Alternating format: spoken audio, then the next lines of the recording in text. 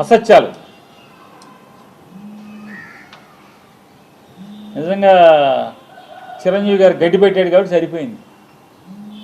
వాళ్ళ తమ్ముడు గారు మాట్లాడినప్పుడు మళ్ళీ తమ్ముడు బాధపడతాడేమని సైలెంట్గా ఉండకుండా అదృష్టవశాత్తు బాలకృష్ణ లేచాడు.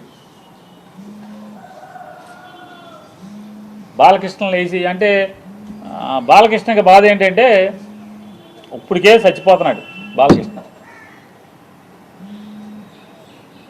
పవన్ కళ్యాణ్ ఉప ముఖ్యమంత్రిగా హెలికాప్టర్లో విమానాల్లో తిరుగుతాం, వాళ్ళ బావ వంగి నమస్కారాలు పెడతాం, ముఖ్యమంత్రితో సమానంగా జామర్లు ఉన్న కారు, ముందొక 3 పోలీస్ కార్లు, వెనక ఒక 10 పోలీస్ కార్లు. అసలు మామూలుగా పవన్ కళ్యాణ్ కారు దిగంగానే వాళ్ళ బావ కన్నా ఎక్కువగా ఓ 25 మంది పోలీసులు చుట్టూ సఫారీలు వేసుకుని తుపాకులు ఇచ్చుకుని ఓ 25 మంది పోలీసులు. కొత్తలాడిపోతున్నట్టున్నాడు మనోడు.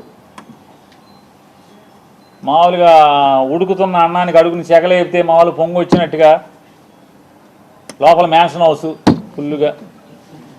అసలు రాను ఏమైపోతుందంటే ఇట్లాంటి వాళ్ళ మూలంగా ఆర్టీసీలో కండక్టర్కి డ్రైవర్కి డ్యూటీ ఎక్కేప్పుడు బ్యాందీ సారా తాగేప్పుడు పెడతారు. గొట్టం ఏంటంటే నోట్లో గొట్టం పెడతారు, బ్రీత్ అనలైజర్.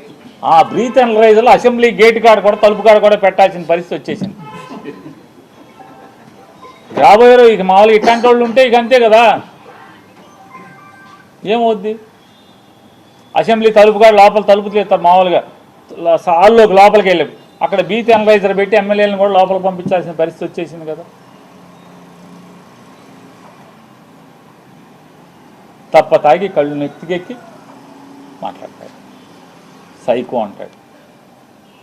ఎవడు సైకో? బాలకృష్ణ అనేవాడు సైకో. ఎందుకు సైకో?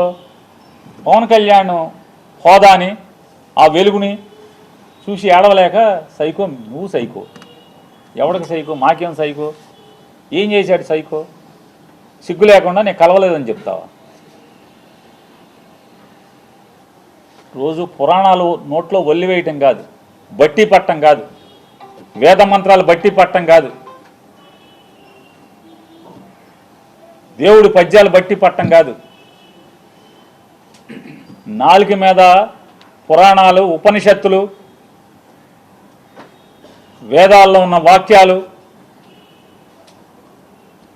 అవి బట్టి పట్టినంత మాత్రాన ఇట్టాగుంటుంది. బట్టి పడితే జీవితం, బట్టి పట్టిన బతుకులు ఇట్టాగా ఉంటాయి. పేరుకేమో బయట మామూలుగా మైకూర్చుకుంటేనేమో వేదాలు ఉపనిషత్తులు అవి మాట్లాడటం అని చెప్పని మనిషిని మందేస్తే ఇది మన తంతు.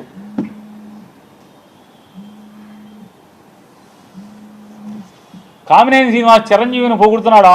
ఆకాశానికి చెబుతున్నాడు చిరంజీవి ముఖ్యమంత్రిని రంకెలేస్తే జగన్ బయటికి పరిగెత్తుకొచ్చాడు అని ఆకాశాన్ని లేపితే ఈయన ఉండబట్టలేకపోయాడు. లేచిపోయి వెంటనే కామినేని శ్రీనివాస్ గారు సైకో అప్పుడు వచ్చారు కదా సినిమా వాళ్ళు అది ఇదని. సాక్షాత్తు బాలకృష్ణ నాతో ఫోన్లో మాట్లాడాడు. నాతో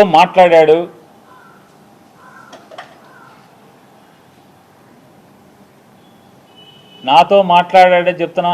నాకు జన్మ ఇచ్చిన నా తల్లిదండ్రుల మీద ప్రమాణం చేస్తున్నా, నువ్వు చేయి నాతో మాట్లాడలేదని చెప్పాను. మీ అమ్మ నాన్న మీద మాటకి చెప్తారు కదా. అరే ఎన్టీ రామారావు గారు, బసవతారకం గారు ఎంత క్యారెక్టర్ ఉన్నవాళ్ళు, ఎంత సంస్కారవంతంగా బతికారు వాళ్ళు, ఎంత సంస్కారవంతంగా బతికారు. వాళ్ళ కడుపున పుట్టి ఈ రకమైనటువంటి నీచపు మాటల అసెంబ్లీలో. పోనీ ఎక్కడో అక్కడ కూర్చుని చీకట్లో ముందేస్తా మాట్లాడామంటే అది వేరు. ఎవడో వీడియో తీసే ఫోన్లో తీసేశాడు, బయట పెట్టేశాడంటే అర్థం ఉంది. అసెంబ్లీలో మాట్లాడతా. నన్ను అడిగావు బాలకృష్ణ, నన్ను అడిగావు ఫోన్ చేసి, జగన్మోహన్ రెడ్డి గారితో అపాయింట్మెంట్ ఇచ్చు నేను వచ్చి కలుస్తానని చెప్పాను. అఖండ సినిమా కోసం మిరియాల రవీందర్ రెడ్డి ఆయన ఎవరో ఉన్నాడు, నా దగ్గరికి వచ్చాడు.